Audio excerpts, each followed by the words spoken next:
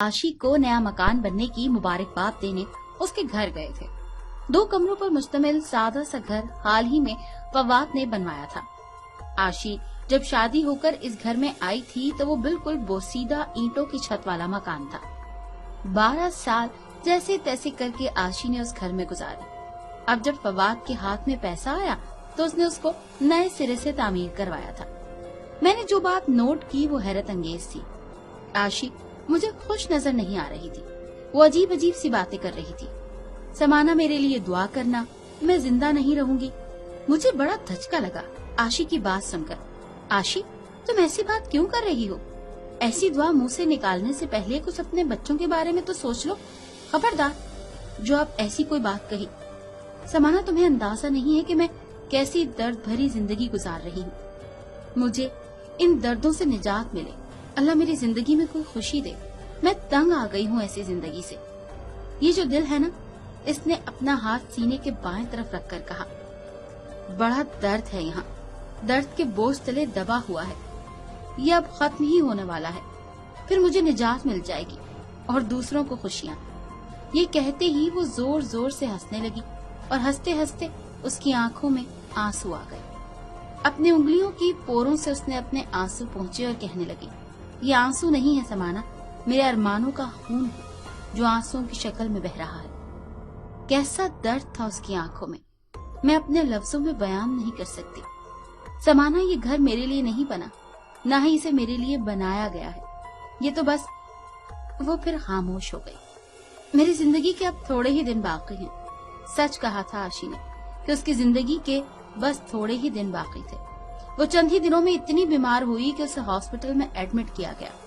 उसे आंतों का कैंसर हो गया था, मगर जब तक उसके टेस्ट वगैरह हुए बहुत देर हो चुकी थी।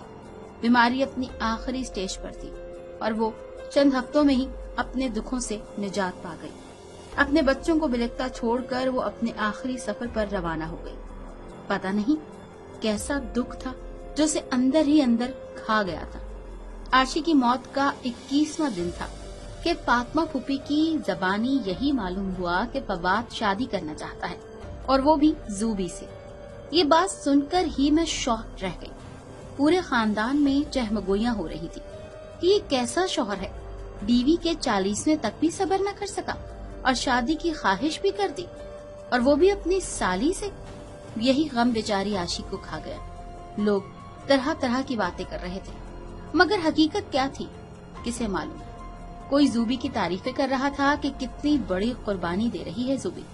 इतना अच्छा घर, जवान मंगेतर छोड़कर बहन के बच्चों की खातिर अपने बहनोई से शादी कर रही है। यही बात जब मैंने जूबी की बड़ी भाभी से की तो वो कहने लगी, कोई कुर्बानी नहीं दे रही जूबी, बल्कि अपनी बहन आशी को कुर्बान किया है उस बदबख्त ने। इसी का दर्द और गम आशी को खा गया। उसने सिर्फ मुझे अपनी दुखी दास्तान सुनाई थी। अपने दिल का बोझ वो मुझे बताकर हल्का करती थी। जो कुछ आशी ने अपनी भाभी को बताया था वो मैं आशी की ही जबानी आग के गोश गुजार कर रही हूँ। मैं जब रुखसत होकर फवाद के घर आई तो अपने साथ बहुत से ख्वाब आंखों में सजा कर आई थी।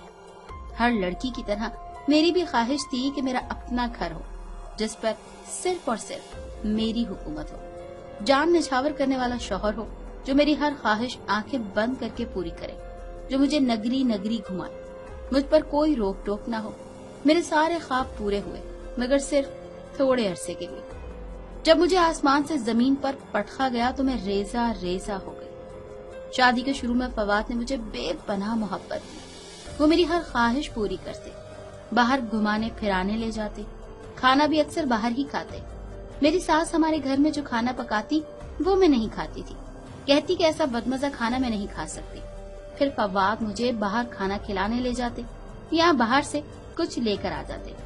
मेरी सास बहुत अच्छी आदत की मालिक थी, मगर फिर भी मुझे उनसे खुदा वास्ते का बैर हो गया। घर में सिर्फ हम 3 ही फर्द थे। एक ननंद थी, वो भी शादीशुदा थी। मेरी सास मुझ पर रोक टोक भी नहीं करती थी, फिर भी मैं उन्हें जिद करती। उसका वजूद मुझे खटकता था। मेरी ख्वाहिश थी कि वो यहाँ से चली जाए, इस घर पर सिर्फ मेरी हुक्मरानी हो। मैंने उन्हें इतना तंग किया, फवाद को भी उनके बारे में उल्टी सीधी पट्टियां पढ़ाई। वो भी अपनी माँ से तंग आ गए। फिर आखिर मैं कामयाब हो गई। मेरी सास अपनी बेटी के पास चली गई। हमेशा हमेशा के लिए। और यहीं से मेरी बदबख्ती का आगाज हुआ। मेरी सास जन्नत थी मेरे पास, जो मैंने अपनी कम अक्ली की वजह से खो दी और अपने घर को दोज़ख बना लिया। बुजुर्ग हमारे सरों पर घने साए की तरह होते हैं, जो हमें तकलीफ और मुसीबत से बचाते हैं। मैं उम्मीद से थी, डिलीवरी के दिन करीब थे। फवाद ने मुझे मेरे मैके भेज दिया। वहाँ मेरी गोद भराई की रस्म हुई। मेरी सास भी आई। मेरे खराब रवैये के बावजूद मुझे ढेरों दुआएं दी। वो दिन भी आन पहुंचा जब मैंने एक प्यारी सी बेटी को जन्म दिया। हम सब बहुत खुश थे। मेरी सास भी पोती को देखने आई। मैं कुछ दिन महके में रही और फिर फवाद के कहने पर अपने घर आ गई। मेरी अम्मी ने मेरी बहन जूबिया को मेरे साथ भेज दिया, क्योंकि छोटी बच्ची के साथ काम काज में मुश्किल हो रही थी। जूबिया मेरा भी ख्याल रखती थी। मेरी बेटी इकरा के कपड़े वगैरह धोती और घर के छोटे बड़े काम भी करती। मुझे मालूम ही ना था कि मैंने अपने पैरों पर खुद कुल्हाड़ी मारी है। जूबिया 16 साल की थी। ये उम्र नौखेस कली से गुलाब बनने की उम्र होती है। उस उम्र में आम से आम लड़की भी बहार की तरह लगती है। जूबिया तो फिर भी हसीन थी और उसने पहनने ओढ़ने का शौक भी बहुत पाल रखा था। वो अक्सर मेरे जहेज के कपड़े पहनती, मेरे परांदे बालों में डालती। मैं उसे मना नहीं करती थी कि वो बुरा न मान जाए। बच्ची है, अपने शौक पूरे कर रही है। मेरी सोच बस यही थी। मुझे क्या पता था कि वो क्या गुल खिला रही है। मेरी मौजूदगी में वो फवाद से हंसी मजाक करती, उससे बातें करती, मगर पता नहीं कब शैतान ने उन दोनों को अपने शिकंजे में जकड़ लिया। वो दोनों कब शैतानी खेल में मसरूफ हो गए, मुझे पता ही नहीं चला। फिर जब अम्मी उसे लेने आई, वो उदास थी और अम्मी के साथ चली गई। फिर भी वो 2 हफ्ते में 1 या 2 दिनों के लिए आ जाया करती थी। मैं फिर उम्मीद से हुई तो फवाद ने मुझे जूबिया को बुलाने के लिए कहा कि वो यहाँ होगी तो तुम्हारा भी ख्याल करेगी और इकरा का भी। तुम प्रेग्नेंट हो, घर के काम वगैरह करके थक जाती हो। मैं तुम्हारे लिए कह रहा हूँ, वो तुम्हारी बहन है, ऐसे दिनों में वही काम आएगी तुम्हारे। फिर मैंने जूबी को बुला लिया, मगर अब उन दोनों की हद से बढ़ी बेतकल्लुफी मुझे सब समझा गई। मैंने फवाद को ये बात कही तो वो सिरे से ही मुकर गया। तुम हम पर बिला वजह शक कर रही हो, तुम्हें अपनी बहन पर भरोसा नहीं, तुम शक्की मिजाज औरत हो।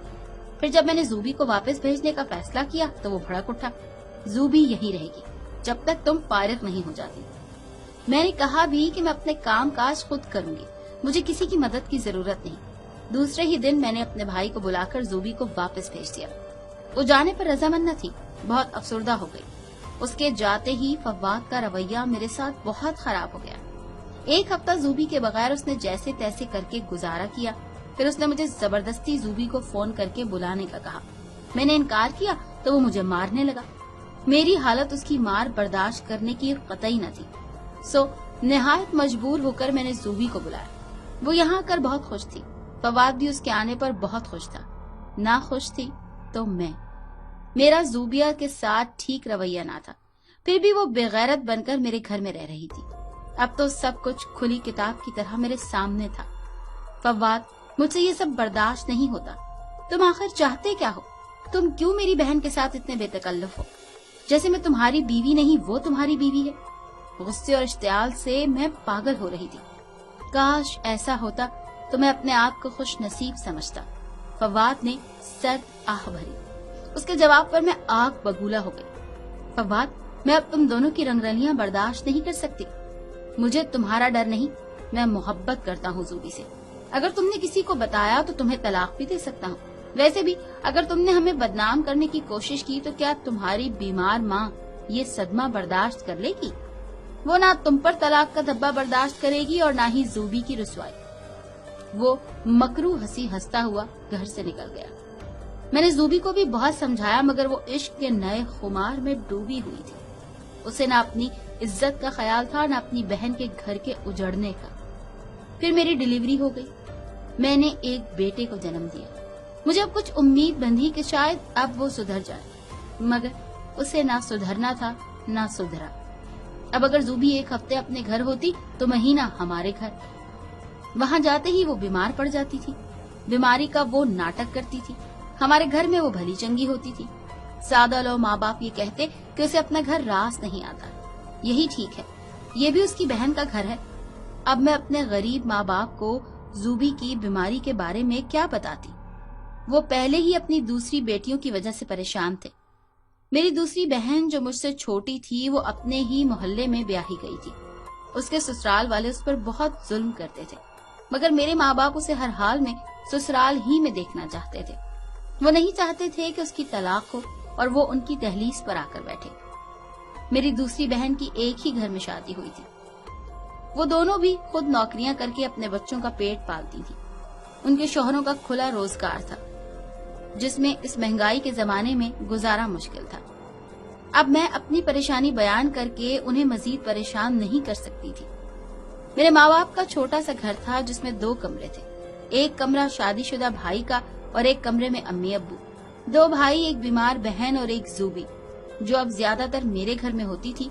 अब मैं कैसे उनके गमों में इजाफा करती। अब मेरी तवज्जो का मरकज सिर्फ और सिर्फ मेरे बच्चे थे। मैं सिर्फ और सिर्फ अपने बच्चों की माँ थी। फवाद और जूबी के साथ मेरे बच्चे और मैं भी घूमने जाते, क्योंकि वो दोनों अकेले तो जा नहीं सकते थे। हमारा सहारा लाजमी था, वरना वो दुनिया वालों की नजर में आ जाते। अब भी जूबी का यही हाल था, कभी यहाँ तो कभी वहाँ। उसे वहाँ कुछ ज्यादा दिन हो जाते तो फवाद मेरे सर हो जाता कि उसे जल्दी बुलाओ। अब कोई अंदाजा लगाए कि उस वक्त मेरे दिल की हालत क्या होती होगी। चुड़ैल भी 4 घर छोड़कर नकद लगाती है, मगर मेरी बहन में खुदगर्जी कूट कूट कर भरी थी। वो बचपन ही से खाला फातिमा के बेटे अली से मंसूब थी। अली हर लिहाज से फवाद से बेहतर था। वो जूबी का हम उम्र, खूबसूरत और वजीह नौजवान था, अच्छी आदतों का मालिक, मगर जूबी उसके लायक ही ना थी। जूबी और फवाद के गम ने मुझे अंदर ही अंदर खोखला करके रख दिया था। बीमारी मेरे अंदर पनप रही थी, सिर्फ और सिर्फ उन दोनों की वजह से, ये शायद मेरी नादानी की वजह से। मैंने जो कुछ अपनी सास के साथ किया, मुझे अब एहसास होता है कि मैंने कितना गलत फैसला किया था। अपने पैरों तले से खुद ही जन्नत निकाल ली थी। मेरी सास अब कभी कभार ही हमारे घर आती थी। मैंने उनसे माफियां मांगी, उन्होंने मुझे माफ कर दिया, मगर मेरे इसरार पर भी वो यहाँ रहने के लिए रजामंद नहीं हुई। जूबी को मेरा जरा भी एहसास ना था। मैं जूबी की वजह से इस हाल को पहुंची हूँ, मगर उस कम वक्त को जरा रहम नहीं आ रहा। बताओ भाभी, मैं क्या करूं? जब अपने ही इतने सितमगर हैं तो इंसान अंदर ही अंदर खत्म हो जाता है। आशी ने सही कहा था, अपनों के सितम अंदर से खत्म कर देते हैं, और वो खत्म हो गई। आशी की जब तबीयत बहुत खराब हुई तो उसने हॉस्पिटल में अपनी खाला अली की माँ को कहा कि खाला, मेरे मरने के बाद आप जूबी की शादी फवाद से करवा देना, यही सबके हक में बेहतर होगा। आप अली के लिए कोई अच्छी सी लड़की ढूंढना, वैसे भी जूबी अली के काबिल नहीं। आशी के मरने के बाद जब फवाद ने जूबी से शादी की ख्वाहिश जाहिर की तो खानदान वालों ने बहुत मुखालिफत की। फातिमा खाला ने आशी की ख्वाहिश का बताकर सबको खामोश करवा दिया कि फवाद कहीं न कहीं तो शादी करेगा ही। दूसरी औरत पता नहीं कैसी हो, बच्चों के साथ कैसा सलूक करे। जूबी तो फिर भी खाला है, माँ जितना नहीं खाला जितना प्यार तो देगी ही। उसके जालिम शौहर और खुदगर्ज बहन ने उसकी कब्र की मिट्टी सूखने का भी इंतजार न किया। 40वें के फौरन बाद इन दोनों का निकाह हो गया। आशी की शायद जिंदगी इतनी ही थी। वो अक्सर अपने लिए रब से मौत मांगती थी, क्योंकि कुछ लोग जिंदगी को दीमक बनकर खोखला कर देते हैं। अगर आपको आज का वाकया पसंद आया है तो लाइक कीजिए, शेयर कीजिए और सब्सक्राइब करना ना भूलिएगा। साथ लगे बेल आइकन को भी प्रेस कर दें ताकि आपको हमारी हर इन्फॉर्मेशन वीडियो की नोटिफिकेशन मिलती रहे। अगली वीडियो तक के लिए इजाजत दीजिएगा। अल्लाह हाफिज।